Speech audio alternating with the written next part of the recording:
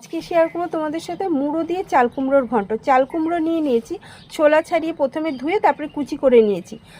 লেজা আর মুড়োর গায়ে নুন হলুদ মাখিয়ে রাখবো। কড়াতে তেল দিয়ে তেল গরম হয়ে গেলে মাছগুলো লাল করে ভেজে তুলে নেব। ভাজা হয়ে গেলে পরে ওই তেলের মধ্যে দুটো শুকনো লঙ্কা আর কালো জিরে ফোড়ন দিয়ে ভালো করে নাড়িয়ে চাড়িয়ে চাল কুমড়ো কুচি করাটা দিয়ে দেবো।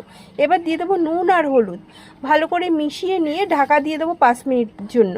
5 মিনিট পরে দেখো কত জল বেরিয়েছে। নাড়িয়ে চাড়িয়ে আদা আর কাঁচা লঙ্কা, এখানে সামান্য একটু আদা দিয়েছি, তোমরা চাইলে নাও দিতে পারো। আবার ঢাকা দিয়ে দিলাম।